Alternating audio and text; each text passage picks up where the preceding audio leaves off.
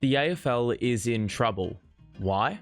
Let's just take a brief look at the Sydney Swans for a moment. Going into this game, the Swans were number 1 in points for, number 1 in points against, number 1 for turnover point differential, number 2 for stoppage points differential, number 1 for points scored from the forward half, number 1 for points scored from the defensive half. The Swans have minimal to no floor, and the Carlton Footy Club found out the hard way. Let's take a look at how it all transpired on Friday night. Drop a like on the video, subscribe to the channel if you're new, and if you want to support the channel financially, you're more than welcome to become a channel member. Enjoy! First and foremost, the Sydney Swans midfield. Chad Warner, Isaac Heeney. Heeney had 7 score involvements from his 7 disposals in the third quarter, and Warner 5 score involvements from his 9 disposals in the third quarter. The Swans aren't a good side for scoring from centre bounces, so imagine my shock when seeing Carlton's coverage of these guys from centre bounce, knowing their potency in front of goal this season. Play stupid games, win stupid prizes. You see the foreshadowing at the start of the third. Cripper has just allowed Warner to run straight through, right where the ruck tap is directed. This is as easy as you like for Chad Warner. Ball gets tapped to the right, Kennedy is well left, Warner doesn't break stride, and Carlton don't lay a hand on him. It's pretty unforgivable. Look, to be fair, even if the Blues did try, they couldn't lay a hand on him anyway. This is what was said about him pre-game. But when you realise how good you are, that's when you start running at blokes and taking them on. And well, that stuff. It's amazing he goes one way, he sets people's feet and it's the wrong way, and then he can just run around them. He's got unbelievable explosiveness. I mean, the guy was absolutely taking the piss in this regard. Carlton did a decent enough job of having a packing in of numbers early in the game to ensure Warner was essentially fending off into more traffic. But as the game wore on, Sydney started to play with a little bit more freedom, and this is where Chad Warner's fend-offs became more damaging. Take an early game example where Charlie Curnow's kick is smothered about 80 meters out from goal, and there's a 3-on-3 that essentially becomes a 1-on-1 because of all the space due to the quick slingshot transition. Warner isn't afraid to try and bust through. That momentum sends Wheaters backwards and Warner forwards, meaning Warner, as strong as he is, can break free because Wheaters is latching on with his arms only. Having now ended up inside and essentially having wrong-footed all the Blues players, it buys space for Warner to run into and release the kick. Here's another example, and this speaks to one of the zone defense's flaws. The zone defense is covering space. You're not glued to opponents. Explosive players like Warner can pierce gaps with pace if Carlton don't pack it in, as we've mentioned. Over here, it's pretty simple. Hollands can't chase him down, Cincotta is running towards him, but a slight direction change means the only thing in Warner's way is Cincotta's outstretched arm, similar to the Wiedering example, and if Wicks doesn't fumble it, Warner's probably in with a direct score involvement again. You'll see one more example here.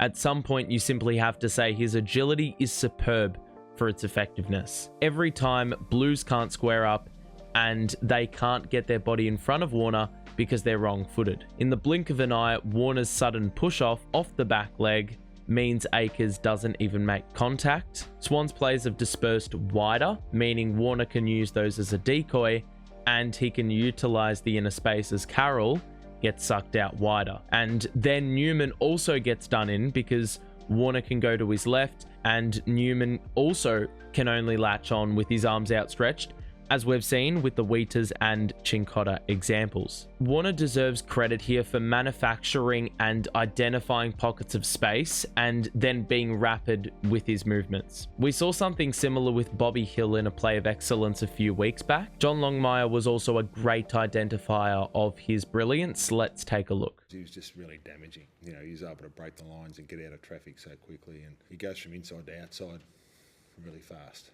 And so that's his ability to be able to do that was significant. Now, Heeney also wasn't immune to good moments and some disrespect by the Carlton boys. But here's the issue for the AFL. Not only is there Chad Warner and Isaac Heeney, then Gulden on the outside, of course, but you can't remotely touch the impact of those midfielders when you've got James Rowbottom, and James Jordon existing guarding your best midfielders. Sam Walsh was clamped by Jordon, but I've heard next to zero praise for Rowbottom's job on Cripps. Cripps and Walsh had nearly 60% of their possessions contested, and that was for the fact that Rowbottom and Jordon combined for 22 tackles between them. Here you can see that whilst Walsh is already dealt with, you've got Paddy Cripps taking possession, but with minimal thrust to give Carlton any ground position because Rowbottom's harassing him. On this example, Walsh has had his run blocked off and he's got to take the long way round. Cripper is enjoying a brotherly hug off the ball, and then down the line, Cripper scrapes a kick off the side of his boot. And whilst this isn't necessarily an indictment of what I meant with Cripps and Walsh, you can see how difficult it was for Carlton's play to unfold with such pressure. This is where Grundy should get some love as well, because he had quite a few of these efforts, and this is a huge part of why Sydney's midfield is lacking weakness. The ruck's also buying in. Pitto runs out of ideas, he's tackled,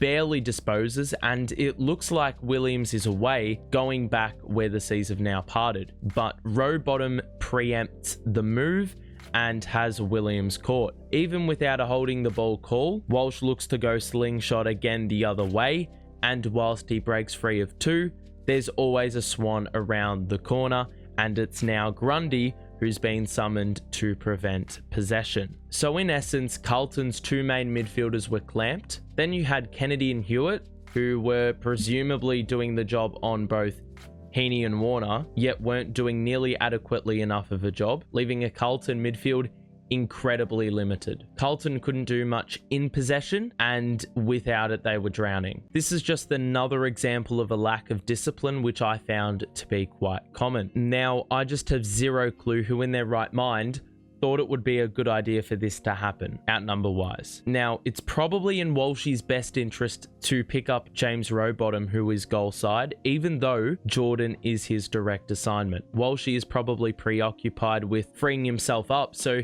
he tries to ball chase and hold Jordon accountable, but in the end, he's just vacated a Swan to go into the middle of the ground by himself. There's all these numbers on the back of the stoppage as Carlton's numbers flood back, but no numbers redirect their runs in board early enough at any stage. And so it's literally one simple inboard kick to Rowbottom, who has been wide open since the kick-in. Marchbank was on Amati from the kick-in, and Marchbank got caught in the falling out. Amati's been strolling forward since the beginning of time as a result, and Holland's now trying to occupy central zonal positioning, left Adams alone. So all three guys we've mentioned in Rowbottom, Adams and Amati all get used at some point for their solo status. Kemp had been covering Papley. He points out for someone to take him as he sees Amati sprint forward alone, but the rotation across is too late, with Kemp running backwards to the spot where Amati is already facing the ball. This shit does my head in for how disorganized it was. Now, I found this comment intriguing by Alistair Lynch pre-game.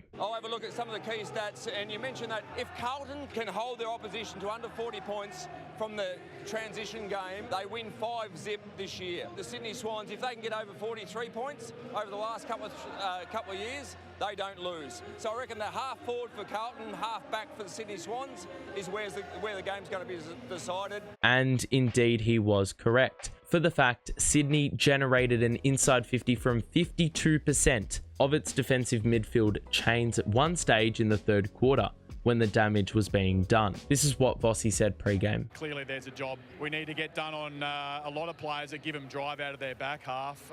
It's hard to give one particular person some attention, but you know how we use the ball going in our front half is going to be really important so we don't fuel their turnover game. You know, how we get set up behind the ball really quickly is going to be important as well. You can see in this early game example what a fumble can do, even though the ball has been turned over by the Blues on the flank. Swans have two spares. One well behind the ball, and then the halfback flanker on either side of the stoppage. The Swans version of this is in the form of Ollie Florent. So the minute that Florent fumbles it, he doesn't have that extra second to potentially evade The hand pass is held up and Cincotta can press twice as he affects the first handball and Kennedy's presence forces the wider kick. Sydney have had to go the long way round with shorter kicks, and you can see where Sydney's extra numbers are.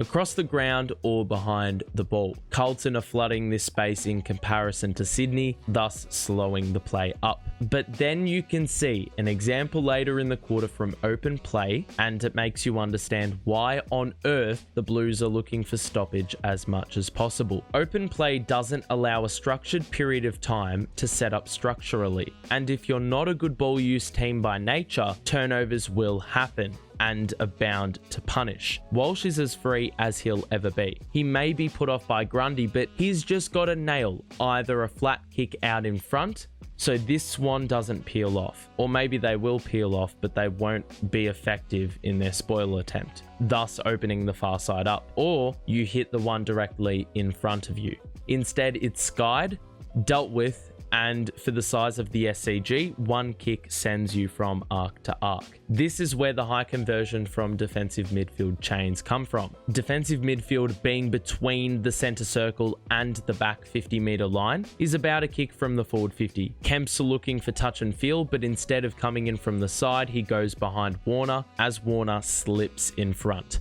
Kemp's about to spring off the ground as he gets furthest away from the ball, so he's out of reach.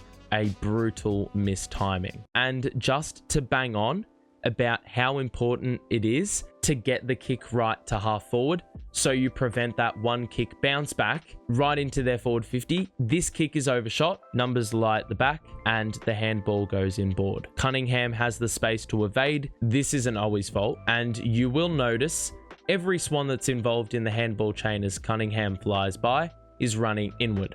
No accountability taken. Blakey's one, Rowbottom's another, and Wicks is the next. Blakey is just alone from moment one. Rowbottom came off the bench and no one assumed responsibility. If this was the view on TV, you'd be able to anticipate how this play would eventuate, especially with the way Carlton's players are staggered in the zone. As we've said, week after week after week. Orazio's come forward to take Blakey, but he was occupying the positioning of where Rowbottom now is. The knock-on effect is this. There's a 3v1 here in the Swans' favour where the ball is headed, and a 4v1 here in Carlton's favour where the ball is bypassed. The Carlton zone didn't really get their shit together after the turnover, and who's really surprised given the ongoing trend? But credit to Sydney for understanding, exploiting, and dominating. That's what they did all game long. So look, Sydney's game, marvellous. I mean, they were playing champagne football at times with beautiful link-up chains, moments that exuded brilliance. They were even taking the piss half the time, and by the same token, was still making Carlton look second rate. From a Carlton perspective, it was pretty clear in terms of the game itself. It just wasn't us. It just wasn't our identity. It wasn't any AFL team's identity for that matter. There were moments that had me wanting to go to sleep and never wake up. Moments that should have people questioning whether they even want to bring children into this world. In which case I have to ask, what happened? For example, we talk about that half-forward positioning for Carlton being so incredibly valuable to take possession in and simultaneously take away from Swans' halfback effectiveness. If you do so much as take this mark, Harry Mackay has a paddock to run into. I'm not sure about a nailed-on mark, given the fumbles Carlton had, but there is plenty of margin for error. Carlton did the same shit later in the quarter, making a mess of a Swans turnover. People are saying the clearance game has sacrificed the turnover game, and plays like Pitto are slowing us up. This is exhibit A of how the clearance game is irrelevant. Turnovers are being forced, results aren't being reaped. Or this example, this is just absolutely perfect. Ollie Hollands, runner, great handball so he doesn't break stride. What on earth is this? And to add insult to injury, let's just send this one to the main road and give it back to the opposition. Then you have some just brain dead forward line craft, which, mind you, I don't care if H and Charlie have kicked a bag of goals this season each.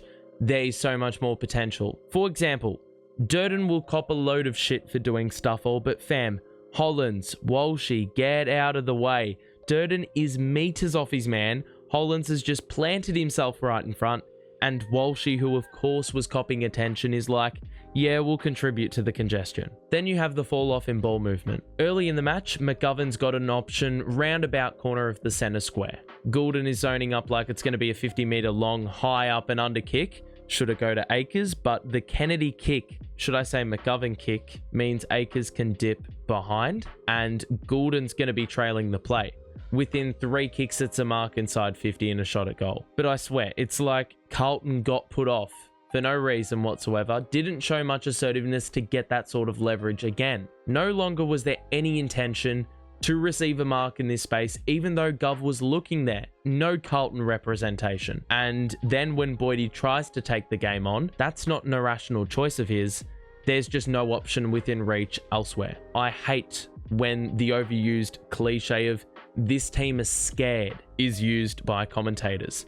But the Blues displayed said behaviour. Like this example, look at this line of Carlton players, well numbered. Look at this space. There's multiple Blues well suited for a lead up option. Instead, we go sideways for no reason, which is called play on, and then basic fundamental failure equals a turnover. And it's just like, why? Overall, this was a game of Sydney showing their lack of weakness, whilst Carlton's weakened squad highlighted a system of weakness in comparison. Let's not kid ourselves. Carlton can get as many players back as they want, but if Carlton want to go places, they've got a team by the name of the Sydney Swans standing in their way, manning the summit as it currently stands. This is the view I've observed things from, and whilst I'm not necessarily correct, I hope you were able to see things from a new perspective today. There were some things I did not cover today. What did you notice that I missed? What was it more a case of? Were the Blues well off it, or were the Swans flexing their muscles? I hope to see you back here next week for another rendition of Carlton analysis. But until then, enjoy the day, have a good one, and bye for now.